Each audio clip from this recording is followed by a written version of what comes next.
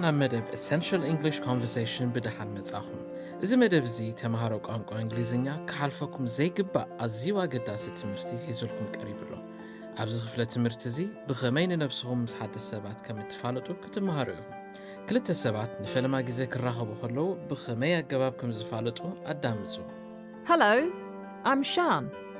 What's your name? Hi, my name's Phil. Nice to meet you. Nice to meet you too. ክብድ ዝበለ እንተመሲሉ ኣይትሻቐሉ ነዚ ዝርርብ ከፋፊልና ብምቕራብ ንኽትለማመዱ ክንሕግዘኩም ኢና እታ ቀዳመይቲ ተዛራቢት ሰላም ኣነ ሻን ይበሃል ኢላ Hello, I'm Shan. ንስኹም ውን ስምኩም ብምውሳኽ Hello, I'm ክትብሉ ትኽእሉ ቅድም ኣዳምፁ ድሕሪኡ ነቲ ሓረግ ድገሙ Hello, I'm Shan. ድሕሪኡ ንስኻ መን እዩ ስምካ ኢላ ሓቲታቶ What's your name? ቅድም ኣዳምፁ ድሕሪኡ ነቲ ሓረግ ድገሙ What's your name? እቲ ኻልኣይ ሰብ ንነብሱ ከፋልጥ ፍልይ ዝበለ ሓረግ ከም ዝተጠቕመ ኣስተውዕሉ ስመይ ኢሉ ጀሚሩ My name is ክልቲኦም ሓረጋት ክትጥቀሙሎም ትኽእሉ I'm ወይ ከዓ My name's ኢልኩም ስምኩም ክትጠቕሱ ትኽእሉ ንኣብነት ከምዚ ዝስዕብ ክትብሉ ትኽእሉ I'm John ወይ ከዓ My name's John ቅድም ኣዳምፁ ድሕሪኡ ነቲ ሓረግ ድገሙ My name's Phil.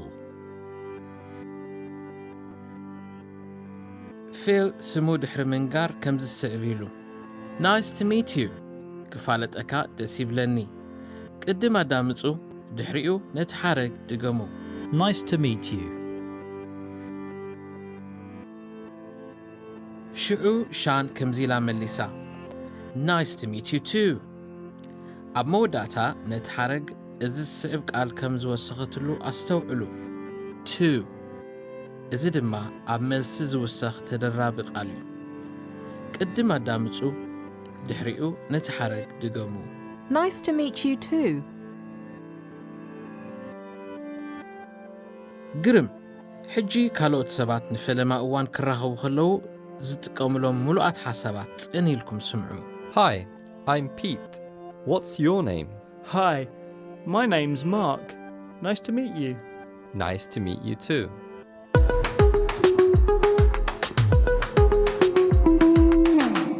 Hi, I'm Alice. What's your name? Hi, my name is Claire. Nice to meet you. Nice to meet you too.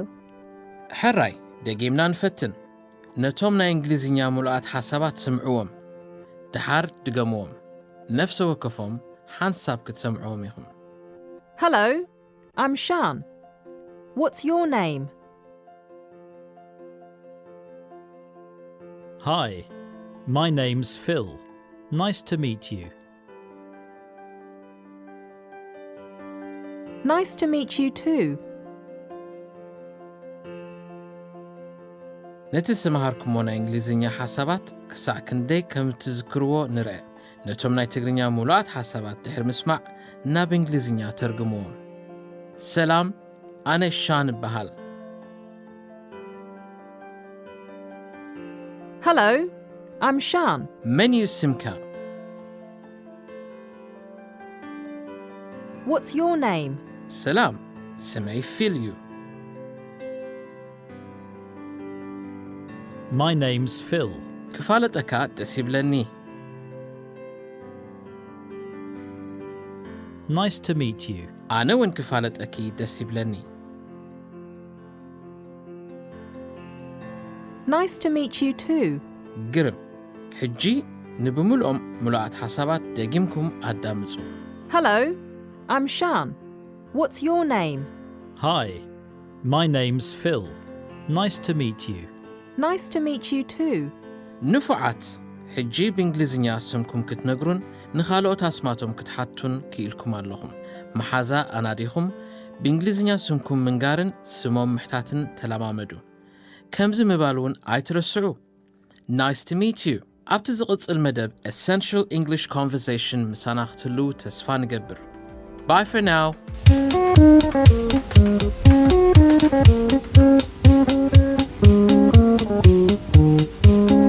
ሰላም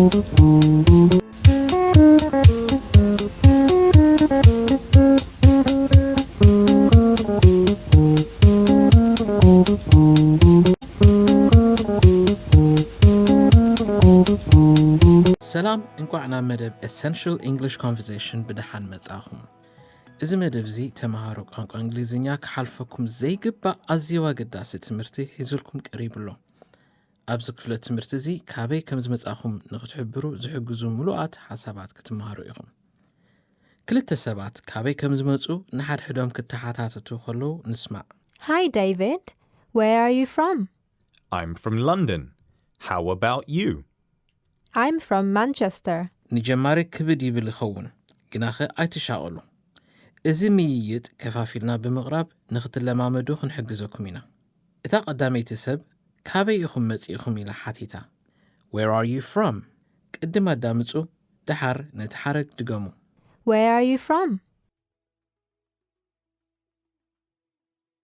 እቲ ኻልኣይ ተዛራቢ ኣነ ካብ ለንደን እየ ኢሉ መሊሱ። I am from London. ከምዚ ዝስዕበሉ I'm from ኣስዒብኩም ከዓ ካበይ ከም ዝመጻኹም ውስኽሉ። እዚ ኣዘራርባ እዚ ንሃገራት ንዞባታት ንዓበይቲ ኾኑ ንኣሽቱ ከተማታት ክንጥቀመሉ ንኽእል።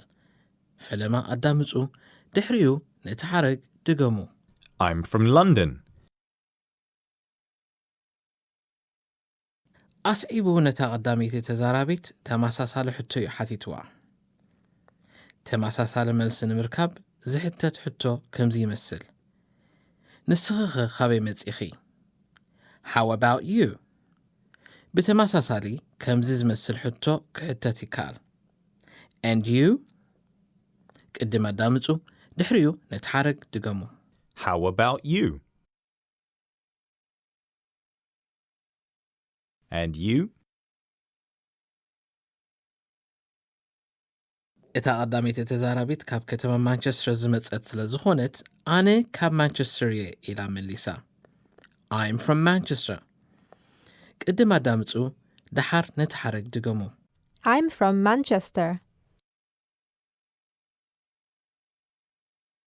ግርም ሕጂ ነቲ ካልኦት ሰባት ካበይ ከም ዝመጹ ዝተሓታተትዎ ምስ ሰማዕኩም ዝበልኩሞ ንርአ። Hi, Mark. Where are you from? I'm from Liverpool. How about you? I'm from Birmingham. Hi, Claire. Where are you from? I'm from London. And you? I'm from Brighton.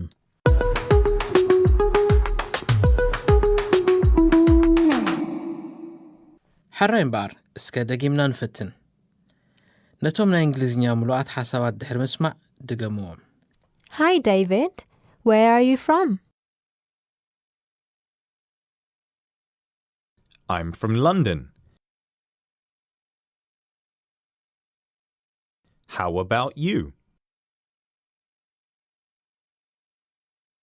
I'm from Manchester.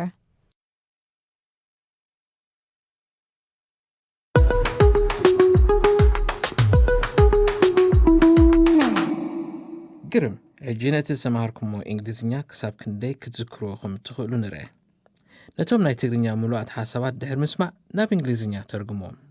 ሰላም ዴቪድ፣ ካበይ ኢኻ መጺኻ? Hi, David. Where are you from? ኣነ ካብ ለንደን እየ። I'm from London. ንስኽኸ? How about you? ኣነ ካብ ማንቸስተር እየ። I'm from Manchester.